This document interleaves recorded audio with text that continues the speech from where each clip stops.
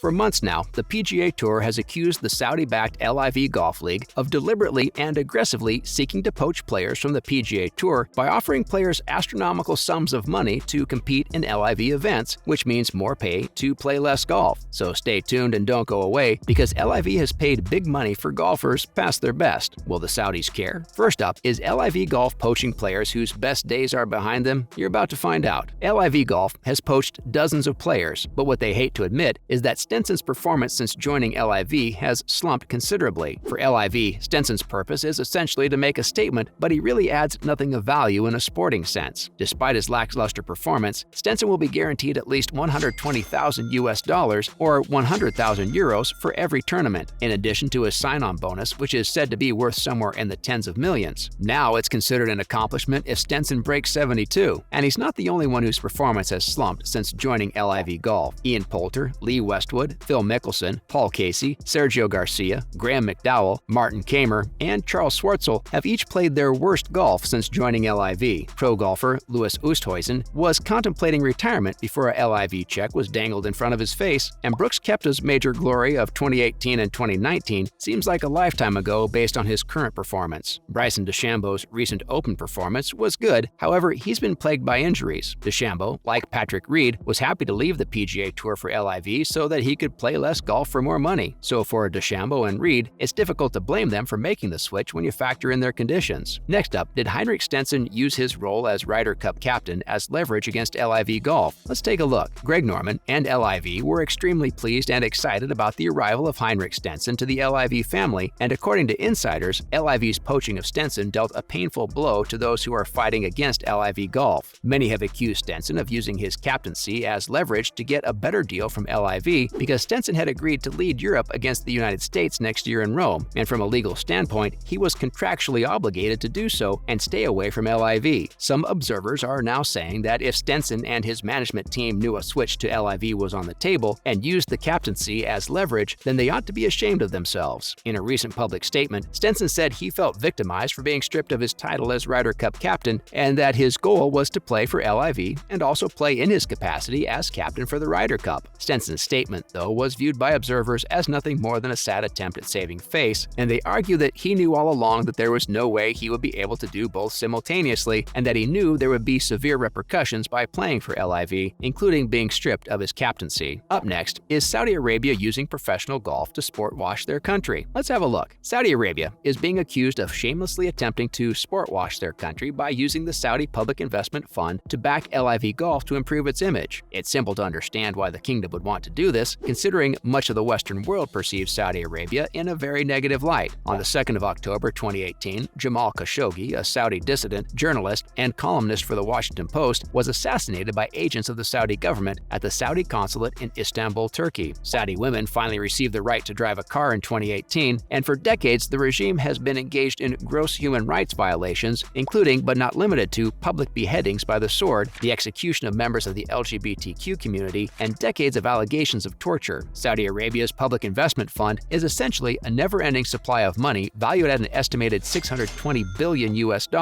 As a result, the PGA and DP World Tours are starting to see the writing on the wall and know that in the long term, they won't be able to compete with LIV Golf because it's a David and Goliath fight. In the famed biblical tale, David was able to defeat Goliath with a rock, but it appears that the PGA Tour is without a stone to throw against its powerful rival and adversary. Stay tuned and don't go away, because we're about to reveal the latest golf news. Next up, is challenging the PGA Tour personal for LIV chief Greg Norman? You're about to find out. At LIV's opening event, Norman took advantage of the microphones in front of his face to boldly admit that he had waited 3 decades for the opportunity to challenge the PGA Tour. For Norman, there is absolutely no doubt that this is indeed personal, and luckily for the great white shark, he managed to find one of the wealthiest groups of people on earth to literally fund his dream. Not only that, but Norman is being paid a lucrative salary to live his dream. LIV has been making a lot of noise about its potential broadcast partners, gambling opportunities, and the sale of team franchises. Many observers are seeing people line up for various lucrative business opportunities connected to the Saudi-backed circuit. So far, the country's private investment fund is viewed as being extremely generous. However, some suspect that should Mohammed bin Salman feel he is being taken advantage of, the future may look grim for LIV golfers. Right now, all eyes are on Australian Open champion Cameron Smith. If LIV and Smith can ink a deal, some say this would fully validate LIV Golf. To acquire Cameron Norman Smith, the private investment fund is ready to pay Smith at least $100 million.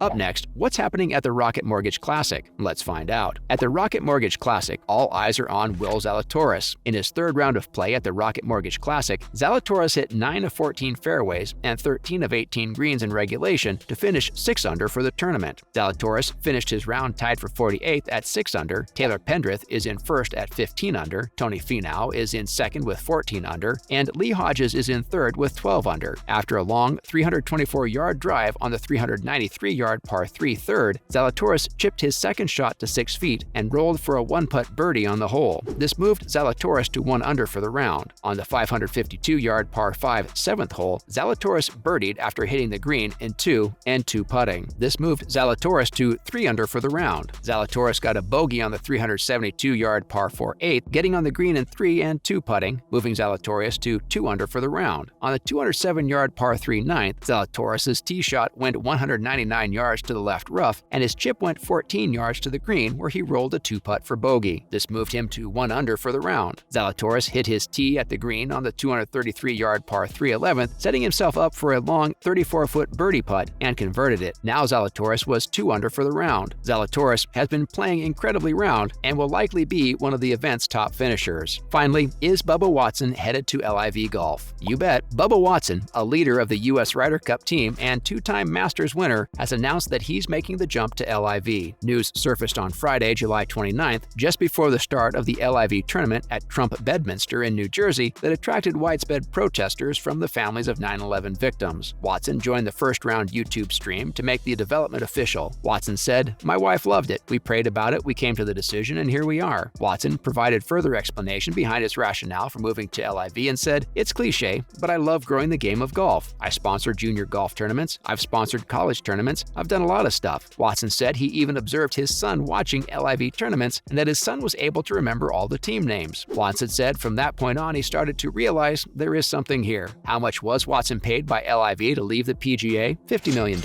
And remember, that's only the sign-on bonus. Watson is 43 years old and hasn't won a tournament since 2018. Watson won't actually be playing a LIV event until next year due to recent knee surgery, but he hopes to be well enough to start practicing by October. If LIV Golf is willing to throw around that kind of money for a 43-year-old injured golfer who hasn't won a tournament in 4 years, imagine what they'd be willing to pay for a young, top-tier player in their prime. Some observers are saying that to have so many players playing in majors who cannot compete in the President's Cup and likely can't compete in the Ryder Cup artificially inflates the field, and for many players makes large PGA Tour events feel like an exhibition. That's a wrap for today's video. Thank you for watching.